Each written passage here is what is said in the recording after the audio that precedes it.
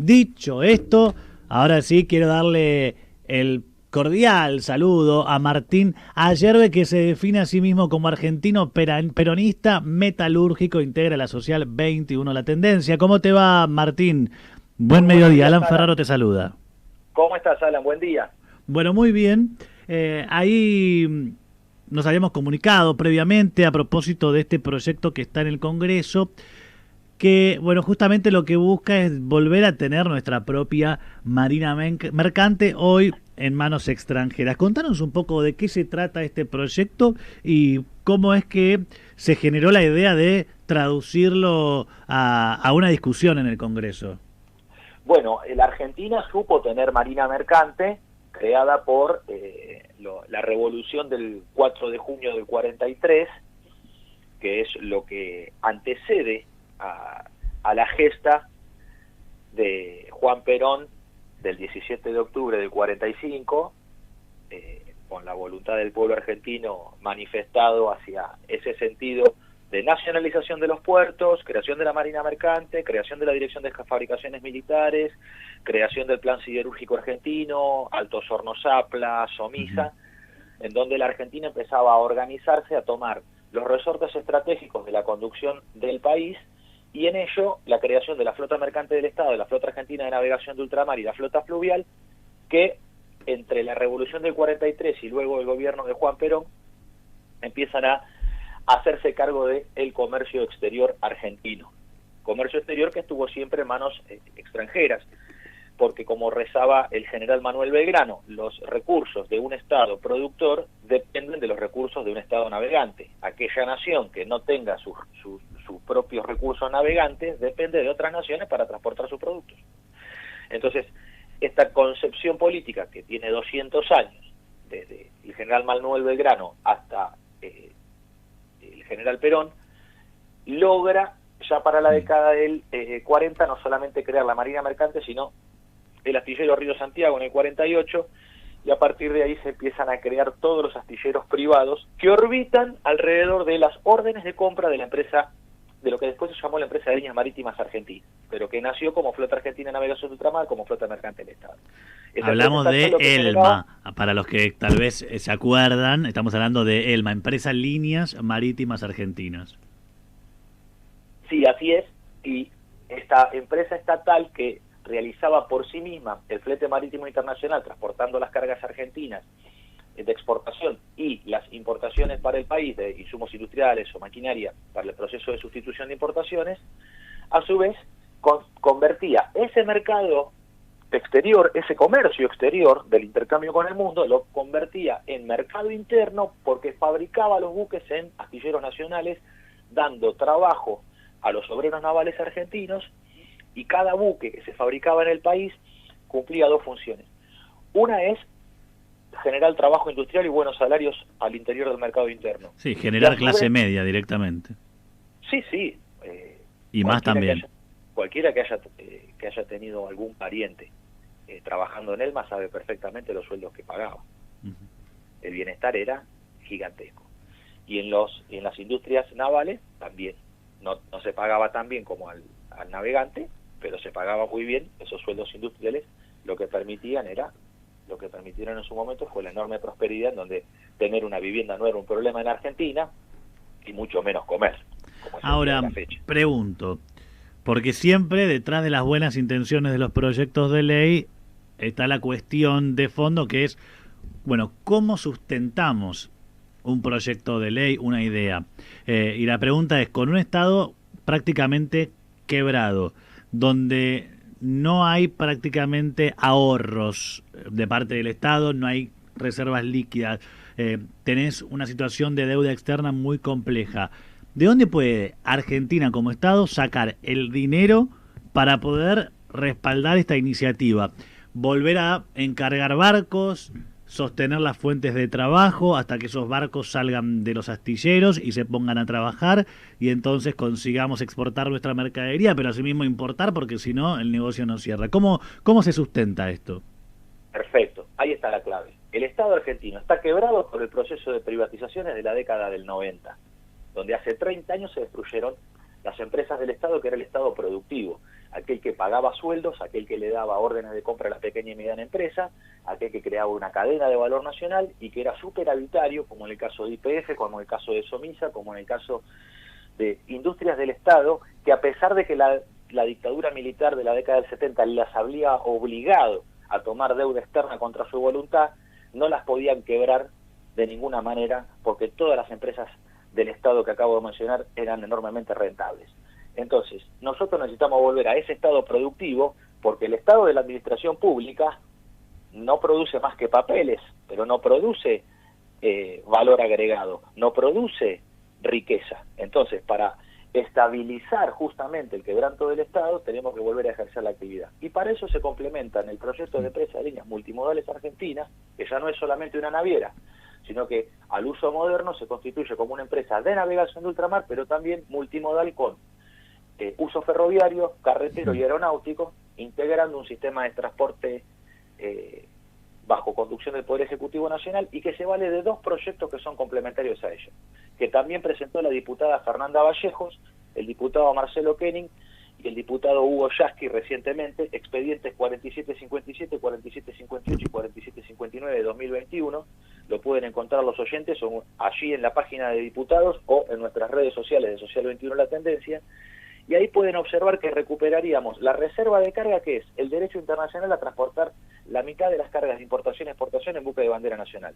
Esto significa que de pagar 7.000 millones de dólares que paga la Argentina en este momento, a poder hacer la mitad, equilibraríamos la balanza, 3.500 millones de dólares para la Argentina, 3.500 para el extranjero, la balanza queda estabilizada en cero, terminamos con el quebranto, esos dólares la Argentina no los tiene que usar en la balanza externa, sino que además... Pero a ver, Martín, hasta acá está perfecto, digamos, el proyecto tiene sustentabilidad en el mediano y largo plazo, fundamentalmente a largo plazo, claro. Más en un país que tiene mucha exportación de materia prima y para eso se necesitan barcos. Sí. Tiene la hidrovía que conecta al país y que realmente hoy la tenemos absolutamente abandonada, desaprovechada. Pero la pregunta es, en esta transición, hasta llegar a tener las dragas, los barcos de transporte, la infraestructura en los puertos, digamos, va a haber que hacer una inversión multimillonaria en miles de millones de dólares. Y esa plata, ¿de dónde la sacamos? Porque tener una ELMA sería lo ideal en nuestro país. Sí. Pero lamentablemente estamos con una economía quebrada. Entonces, Argentina hoy, si dice diputados, aprobamos el proyecto, vamos a sancionar ELMA, genial. Bien. Cuando tengan que disponer partidas, ¿de dónde sale la plata? Porque hay mucha plata que se tiene. Que es el Fondo de Desarrollo e Industria Naval Nacional. Con este tercer proyecto nosotros lo que tenemos es un financiamiento con un gravamen del 2% a todos los fletes de comercio exterior. Hoy la Vega Ñandenul está facturando entre 300 y 400 millones de dólares al año solamente por dragar el Paraná, cosa que no deberíamos hacer. Nosotros con un gravamen del 2% a los 7.000 millones sería apenas 140 millones de dólares por año, menos de la mitad de lo que se lleva la Vega Ñandenul por el dragado, y realizaríamos el dragado con nuestras propias dragas nacionales. Ahora, esto empieza yo me pongo en abogado del diablo para justamente dar el debate y poner blanco sobre negro. Me ayudás un montón porque me haces las preguntas que necesito. Está muy bien. Mucho. De repente, vos decís, ponemos un gravamen y de ahí financiamos esta iniciativa. Ahora, ese 2% o una parte de ese 2% del aumento del costo logístico, ¿no se va a terminar traduciendo en un precio mayor del producto que recibe una persona?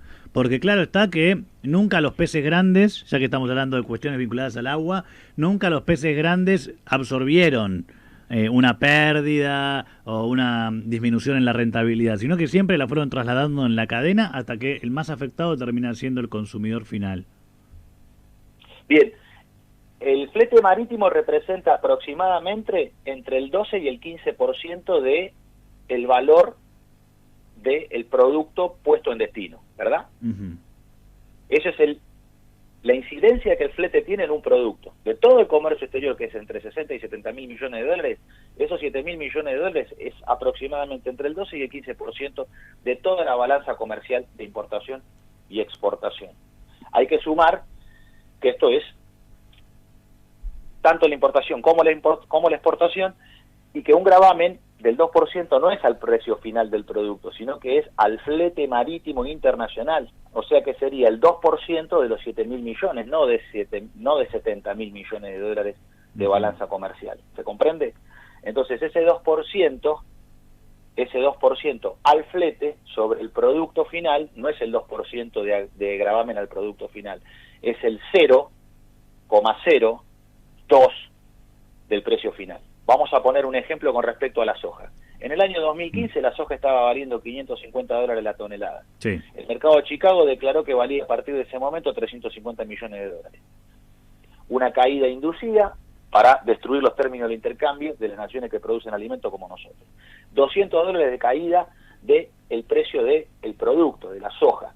El flete marítimo estaba aproximadamente $60-70 la tonelada transportada a la China. Bueno, el 2% en esos términos, estábamos hablando de $1.20, $1.40 de gravamen. Ahora, nadie se quejó porque el precio de la soja cayó $200 y el flete osciló $10. Entonces, mientras hubo una oscilación del precio del producto de $210, la tonelada, el gravamen que nosotros impulsamos es apenas de $1.40. Entonces no mueve el amperímetro frente a las enormes oscilaciones que los productos tienen en los mercados internacionales. Bien, y la última que te quiero hacer, Martín, agradeciendo por supuesto el tiempo y poner sobre la mesa el debate, es ¿en qué estado se encuentra la discusión en el Congreso? Si hay posibilidades, ¿crees, de que se logre la sanción de la ley? Bueno, nosotros esto lo venimos impulsando hace más de 15 años.